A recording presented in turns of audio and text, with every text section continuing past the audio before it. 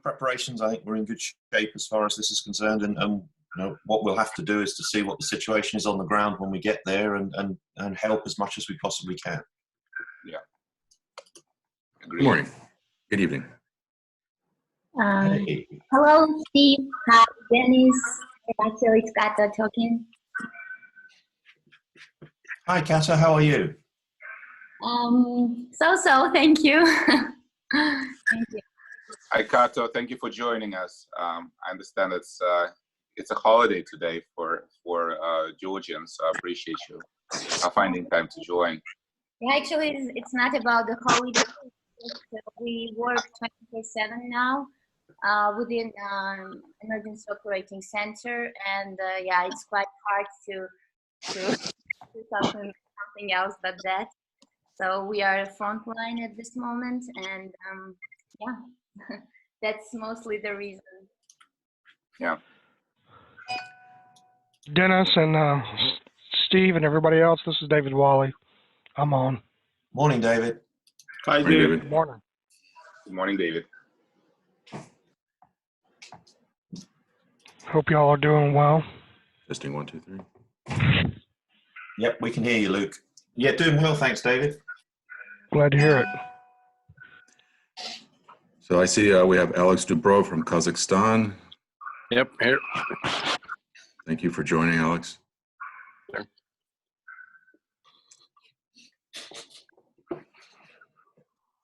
I think I'll be the only one because the rest went to the reception at the ambassador's residence. So I got the short straw and got kicked off the invitee list. Oh, darn it. All right. So are you using a phone, Alex? I am. Yeah, your image quality is excellent, I should say. Yeah, I'm at home, so. Yeah.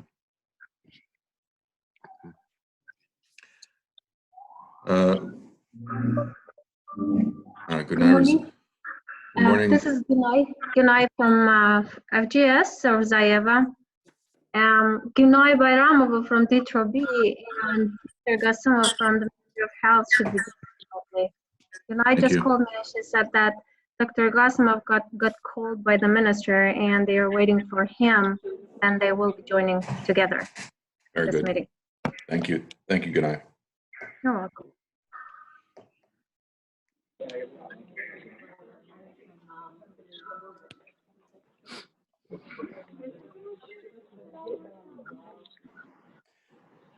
So it's 7:01. Hello. Good morning. Hello. Yes, good evening. Good morning, Luke. This is Susanna from Detroit, Yerevan. I joined by the phone. I couldn't get by video. All right. Well, thank you for joining. Hey, Luke. This is Steve from Detroit, KZ. Over. Read you loud and clear, Steve. Well, at least I hear you loud and clear. We don't have image of you. Elena from NCDC Tbilisi. I'm also joining you. Thank you for joining. And happy Mother's Day.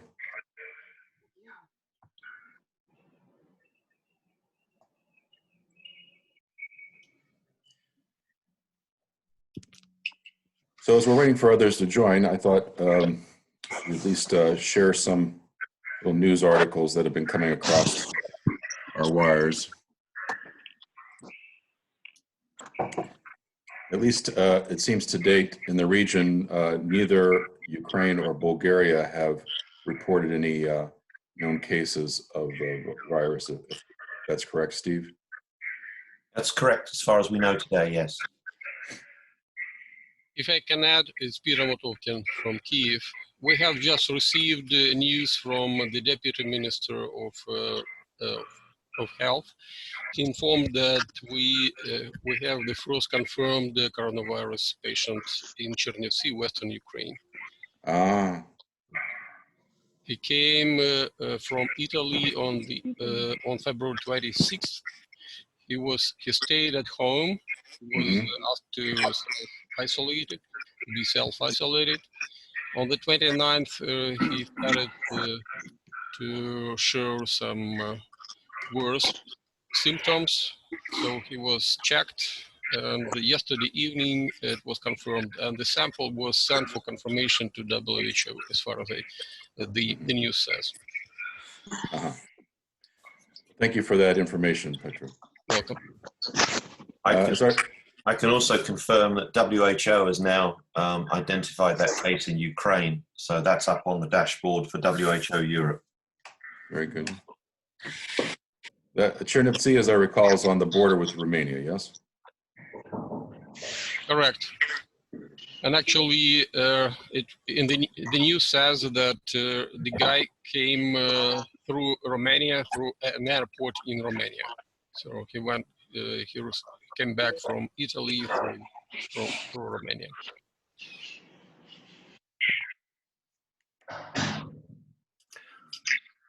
So for those who are monitoring it, it would appear that the WHO dashboard Europe is a faster reporting site than the Johns Hopkins University site, or certainly is updating itself more frequently, because that site's up there, and 3 cases from Romania are also up there. So if you want to know exactly what's happening as far as the most recent reporting is concerned, the COVID-19 reports on the WHO Europe site appear to be the quickest. Yeah, that's good to know.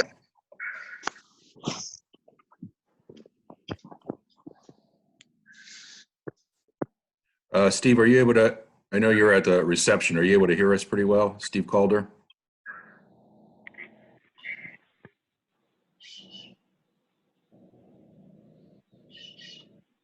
Guess not. Okay.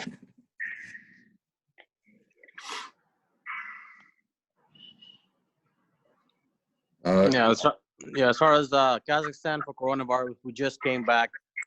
This is Alex Dubrov from the reception at the MOH. Not a reception, at the meeting at the MOH. It's a roadmap meeting. It's a quarterly meeting that we have. And they invite all the donors, CDC, WHO, World Bank, and DITRA, to sit in their meetings. And the latest and greatest is there are no cases, no confirmed cases of coronavirus. There are about 8 people in the hospital now that they're waiting to confirm that the coronavirus testing is negative. You know, they say they are controlling the borders closely. We have conflicting reports from our fellows from SCO office that do go out to the border, and they do witness how the actual people go through the border. Since they are in the trade union with Russia and Kyrgyzstan, there is literally no immigration checkpoint. People just go through, they flash their ID showing that they're Russian or Kyrgyz citizen, and they're free to go back and forth as much as they want. And as of 1st of March, the government has implemented the plan, at least for air travel. They've broken down all countries with confirmed coronaviruses in 3 categories. Category 1A is mainland China. Pretty much everybody who's coming in from mainland China will be quarantined at a designated facility in a hospital for 14 days. There's category 1B, that's Italy, South Korea, Iran. People coming in from category 1B countries will be confined to their place of residence for 14 days. And second category, like mild cases, they say that the doctor is gonna call you your place of residence for 10 days every day, just checking up on you, checking that you're fine, your temperature is not rising, you're not showing any signs, and all of that. So personnel traveling, and that's for everybody who's coming into Kazakhstan in the near future. If you're traveling on a diplomatic passport or on the official passport, you are exempt from any quarantine or the remote monitoring with the Kazakh doctors. You will most likely be filling out some information before you go through customs. But at that, pretty much, if you travel on an official diplomatic passport, none of that applies. Good report. Thank you, Alex. That's because everybody knows if you have a diplomatic passport, you're immune from coronavirus. Correct. Actually, so in addition to that, CENTCOM has implemented travel restrictions, and it's weird. It's one of those knee jerks. Not very. I don't think it's very well thought out solution. So if you cannot go into or travel in CENTCOM if you're on leave. TDYs are not affected. So if you are TDY, you have this invisible cloak of invincibility. If you are on leave, you cannot come into CENTCOM or travel within it. But you can travel from CENTCOM to UCOM and back, but just not within CENTCOM. Once again, TDY is not affected, only for leave in liberty.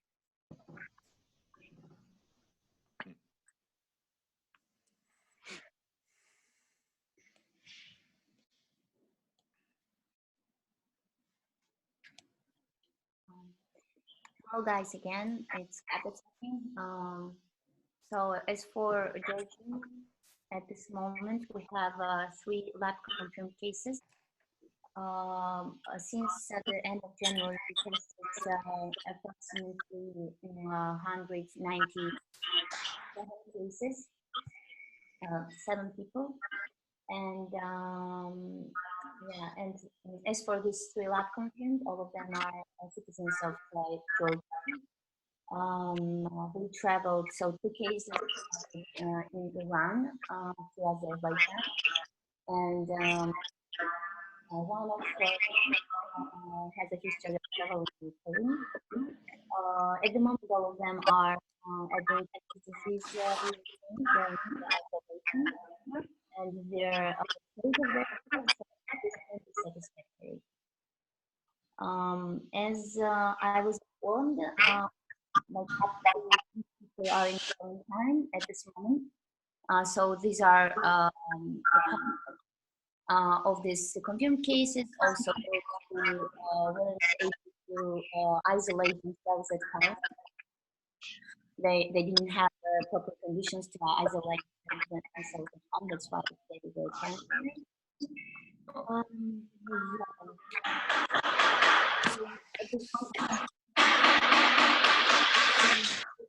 Sorry, so I think that those who are talking, maybe they mute themselves because there are a lot of background noises and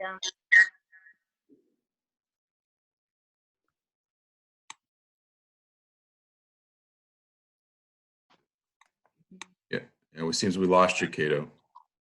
yeah, I'm here. I'm here. So yes, at this point, we still continue to do a screening at all our points of entries. And we are developing different informational materials for recommendations regarding the recommendations. And yeah, that's I think all. And I just wanted to say that concerning the multi-sectoral preparedness, we updated and we have issued an updated order. It was, I think, by the end of January, we already had it ready on approval of measures to prevent the possible spread of the new coronavirus in Georgia and to approve the multi-sectoral emergency response plan for the coronavirus disease. And since then, we're functioning, our EOC is functioning. Yeah, that's all for now. I wanted to ask, where is your EOC located, your Emergency Operations Center? Well, EOC is located at National Center for Public Health. It works within the, let's say, newly established division, which is called Preparedness and Response for Public Health Threats. Yeah, I think it was established in 2000, if I'm not mistaken, 2017, and this is the first time the EOC is activated with the help of our donors. Okay. I see that Gunay Bayramova has joined us from Baku. I can see. Hello there. And also Vlada Pashinska from Ukraine. Ah, from Kharkiv. From Kharkiv. Nice to hear all of you. Good night. Are you at the Ministry of Health at the moment? I think you need to put your microphone on. Good night. Oh, there you go. I am waiting for Victor. He has been called urgently to the minister. I see. Due to the coronavirus, we have some very, very urgent things going on here. So I'm just listening, but as soon as he comes, we'll join. While you're there, while we have you on, what's the status of the school system there? Have schools been closed, or are you still operating your schools? Okay, so Victor Malim is here. We will just join in 5 minutes. Just okay, okay.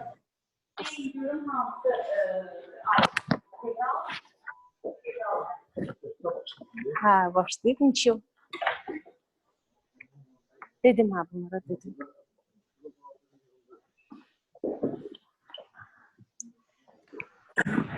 Hey, good night. While you're getting situated, why don't you put it on mute for a second? Okay.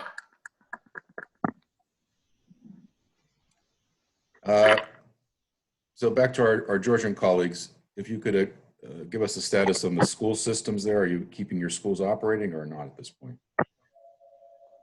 All educational institutions are closed for 2 weeks. Yeah, so at this moment schools and high schools as well, institutes and universities and colleges, and kindergartens as well. Oy, oy, oy. That which puts extra stress on the families, I'm sure. Yes, but I think and I hope that the parents are quite happy because they started not to allow their kids to go to schools and kindergarten. So I think it was an adequate decision in this case. So I see Dr. Victor Kasimov has joined us from Baku. Thank you for joining.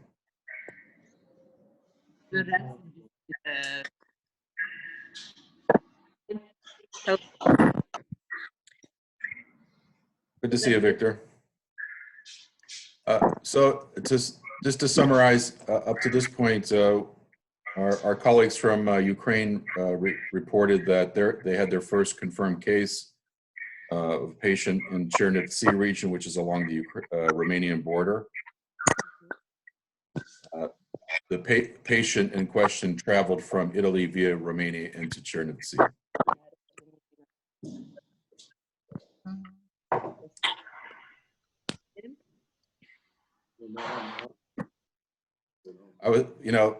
The Italian connection is obviously something to watch. I was watching a report yesterday that a doctor from the UK was reporting that within the last month and a half, 15,000 travelers have returned to London from Italy. So that person from Victor Malm has a question. That person from Romania, he was traveling from Italy. Hey, Petro, can you reiterate the report? Yeah, sure. So this morning, Deputy Minister of Health of Ukraine informed that yesterday evening there was a patient was confirmed for coronavirus. The patient came back from Italy through a Romanian airport to his native town of Chernivtsi, which is at the western border of Ukraine.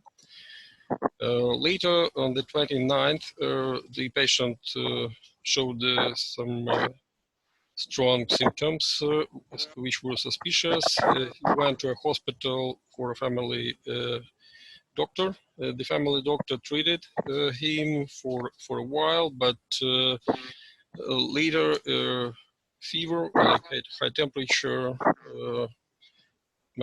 was one of manifestations. So the patient was sent to a infectious disease department at a hospital, and later, as I already said, yesterday evening, samples were confirmed for coronavirus, and the samples also were sent to WHO for confirmation. That's all information so far. as for the Ukrainian case. As far as I know, there are no restrictions in schools or elsewhere, just temperature control at the border crossing points, at the airport also. Thank you again. I just would like to add that it was reported that this person communicated mostly with wife, no a lot of contacts, but all these contacts are under checking now. Mm-hmm.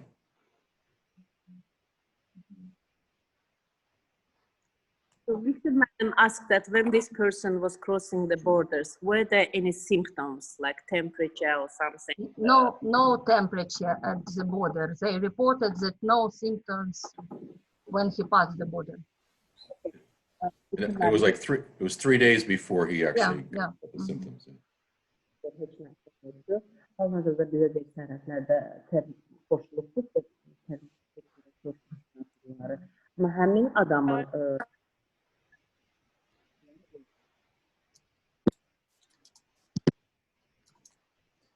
If someone just joined, just introduce yourself, please.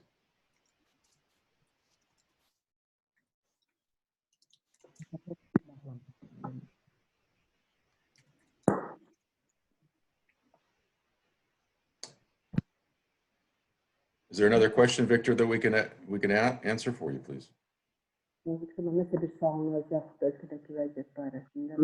vəziyyət biz onu artıq hazır edib. Biz bilirdik ki, İrandakı xəstəlik hadisələri başladı artmağa. Bizim gediş-gəlişimiz çox olur. Biz hazır edib ki, oradan xəstəlik hadisələri gələcək. Elə də oldu. Bizdə bugün rəsmi olaraq 3 hadisə artıq biz aşkar elədik. Ona da qeyd edeyim ki, hər 3 hadisədə heç birində də simptom yoxdur.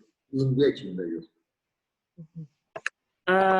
Victor Madam said that he's just giving a little update about the status in Azerbaijan. So we knew that it will happen in our country because Iran is our close neighbor. Like there is a lot of people traveling there daily. So we were actually ready for it. That's why we were checking the people who were coming from Iran. Currently in Azerbaijan, there are 3 confirmed cases, but let me just introduce that all these people have no symptoms. Mm. It's confirmed, like they test the results are positive, but there are not all the patients. Can I ask Gunay? Do you check people without any symptoms for coronavirus? Rüslan soruşur ki, bəs bunlara simptom yoxdur. Bunlar necə yoxlanılır? Bunlar İrandan gələn adamlar. Deyir, nəyin əsasında bunlar da yoxlanmışdır? Bundan gəlirlər yəni. Əsasən İranda xəstəlik yayılan ərazi olaraq. Ona görə yoxlanılır. Ona görə, bəli. Bu şəxsləri biz. So all 3 people were travelers from Qum region of Iran, where the highest level of the coronavirus diseases. That's why all of them checked. That is why you checked them. Thank you. Mm-hmm.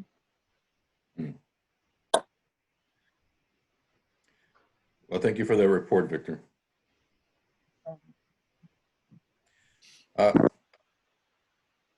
Susanna, do you have any report from Yerevan area?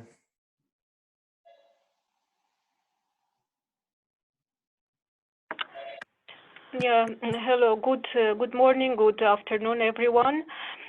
In Armenia, we have 1 confirmed case of coronavirus. It was confirmed in the night of March 1. The person has been, all the necessary actions have been taken to isolate the person, but it's a male patient in good condition. So far, no symptoms have been manifested. And this is an imported case.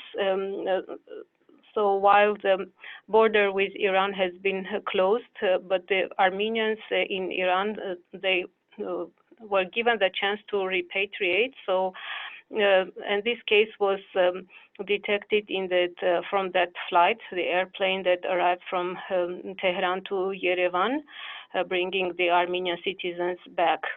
And there were suspected 32, I think, contacts. All the contacts have been also isolated in a separate environment in a building, and they will stay there for 14 days, and medical staff is monitoring them in case anyone manifests any symptoms. They will be tested for coronavirus, but in the meantime, about 17 people who were suspicious were tested, but all of them came negative. Today, the government decided to extend the closure with Iran, the border, for another 2 weeks until we see how the situation evolves.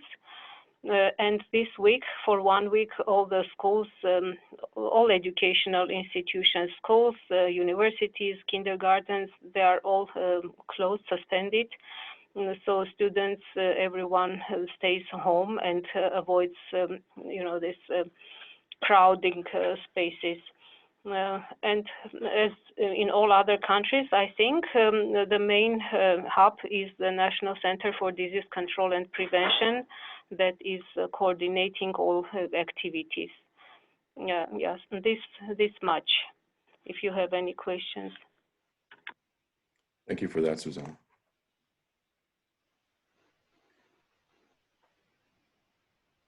So, Dr. Steve, you have any few comments or observations you can share with us? Yeah, just a couple, and thank you everybody for the updates. It's obvious from the reports that everybody has just given that the asymptomatic carriage, the movement of people who are symptomless, is going to be a characteristic of this disease that's going to be very difficult to deal with.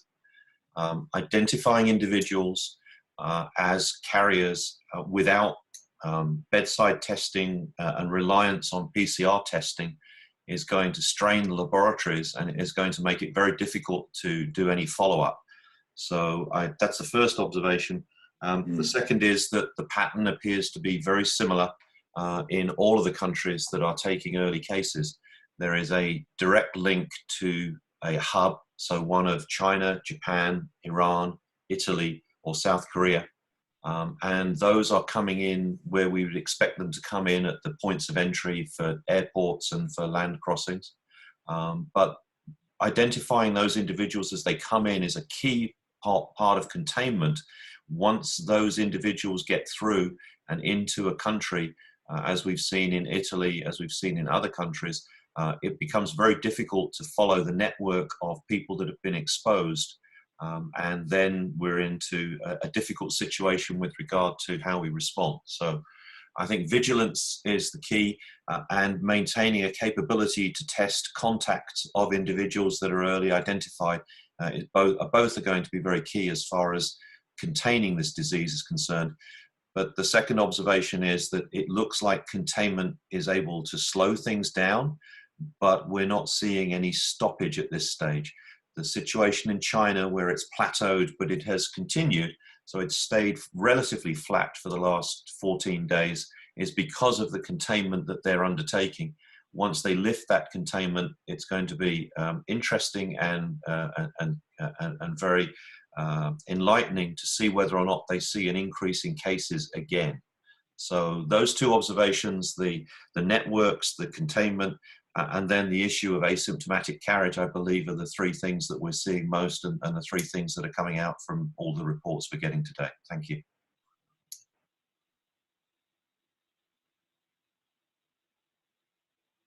Luke, you're on mute. Thank you. We're coming to the close of our test today, but I wanted to ask everyone's opinion if this time of day is convenient, or do we need to adjust, 30 minutes or an hour either way? Like Alex Dubrova, what's your opinion on Kazakhstani participation for future? Is 6 p.m. Kazakhstan okay or not? So about 6 months ago, they passed a decree that all the government employees, with rare exception, if they come into work early or they leave too late, they're actually fined if they do so. So 6:30 is the absolute latest. 18:30 is the absolute latest they have to be done by that time.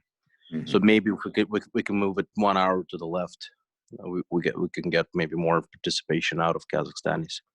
Okay, that's good to know. Thank you for that. Any other opinions? I mean, it's 6 a.m. Washington time is not a big deal. Everyone seems to be up really early here anyway. For us, it's okay. I mean, after 4 or 5, for Azerbaijan is okay. Thank you. For Georgia, 3 or 4, it's absolutely okay.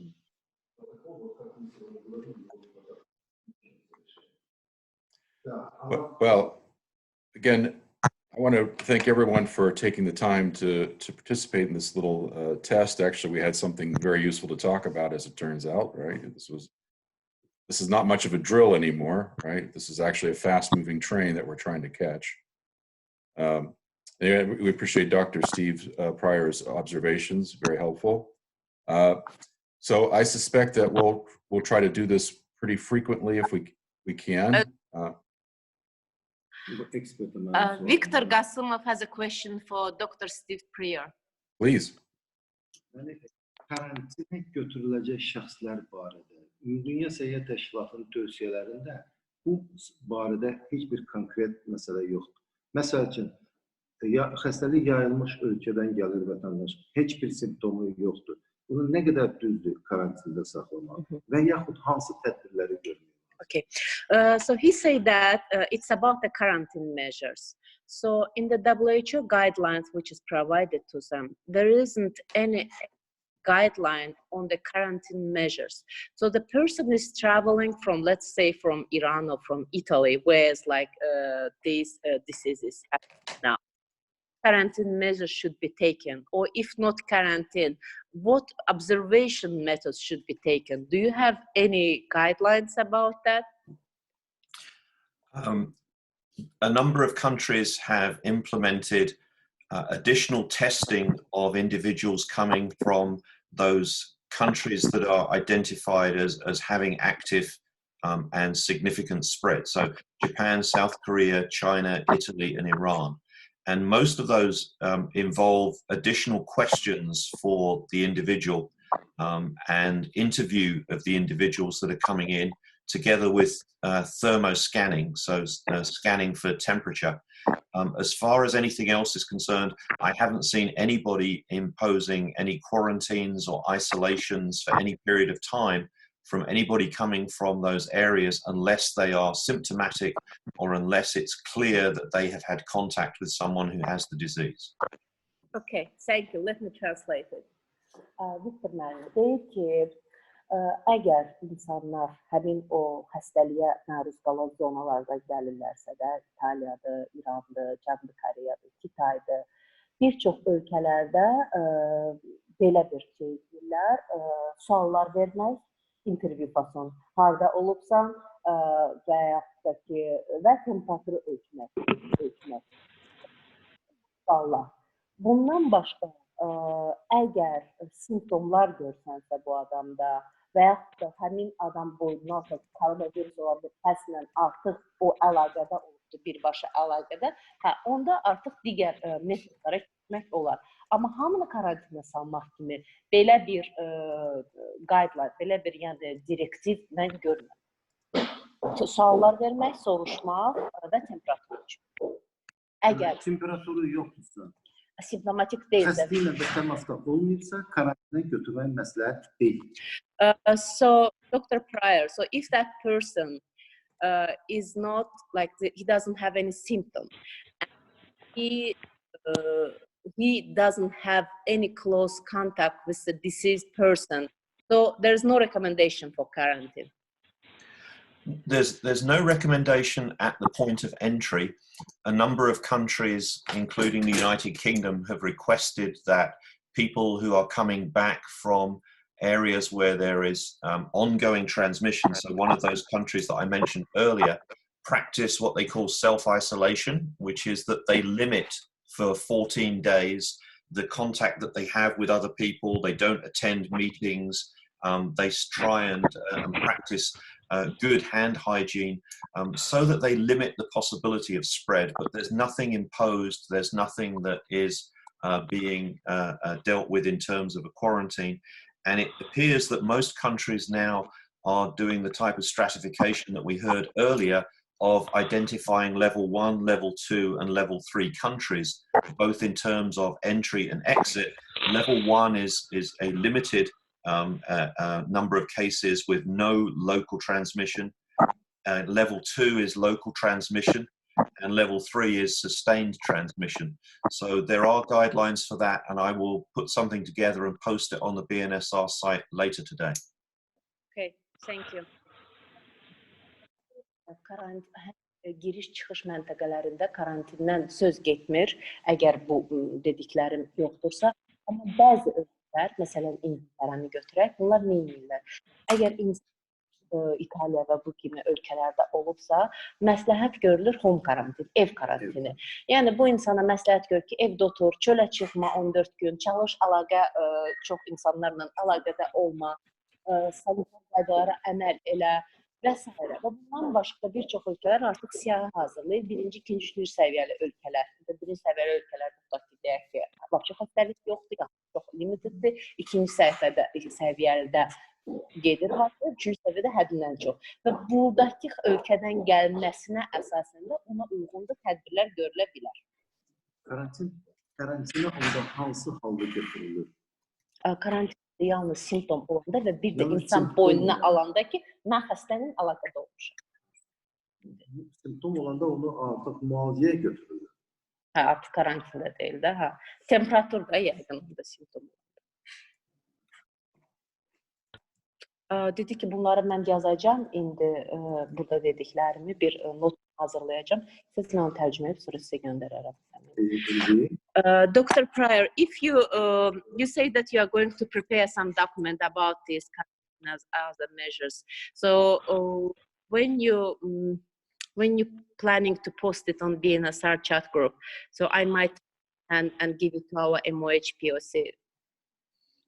I have a series of meetings this morning, so I will post it round about, well, this evening in the United States, about 6 p.m. tonight, and that will mean that it will be available to you in the morning. Okay, thank you very much. Bu axşam, onların axşam eləyəcək, mənə sabah olacaq. Mən baxım nə boyutdadır onlar, tərcüməyə, yəni qısa olsa sizə göndərərəm sabah. I'm sorry, you know, I think CDC has recommendations with the protocol, so I think my team members already even translated it. So I will try to find the original and send it to you and Dr. Victor. Yes, please. Bu Gürcistan'da deyir ki, bizdə də rekomendasiyalar göndərək. Ondan kartı. Yox, o başqa, bu başqa da, yəni. Ha, o da göndər, o da. Ha, bu CDC'nin kim göndərir? Bu kim təmsil edir? Bu DİTRA'nın ekspertidir, tutubdu, o DİTRA üçün işləyir.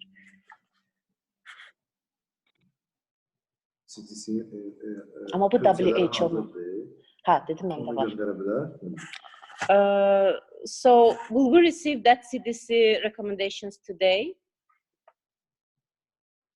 Yes, I will try to contact my colleagues, the ones who translated it, and we'll try to send it. Which language? Is it in Russian or English? It's in English, so if you have the ability to translate it to Russian from English, yeah, and you can use it. Okay, please, as soon as you have it. Yeah, sure. İngilis dilində. CDC-dən olan göndərsin baxa.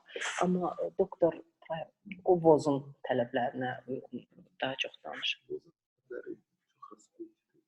CDC daha şey ola bilər. Okay, that's it from our side. Thank you very much. Thank you very much, Dr. Victor. Thank you. Good night. And thank you, everyone. Any closing comments? Otherwise, we'll sign off. we'll try to adjust the time to allow for more Kazakhstani participation. We'll maybe 45 minutes earlier than the last than today's start time. And I think that's all I have. Any other comments, please? I have a comment.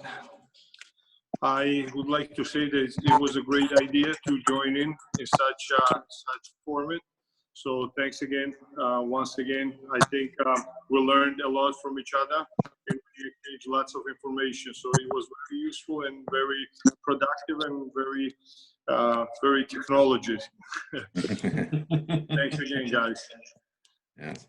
I think, well, given all these travel restrictions that we're going to see coming our way, this may be the way we meet all the time. What I heard also, that diplomatic passport gives you immunity against the virus. So I'm going to try to get one nowadays. Thank you very much for your comments. Thanks. Thanks, everyone. Speak to you soon. Yes, Thank thank you. you. Thank you. Everyone. Thank you. Bye. Later. Bye. Bye.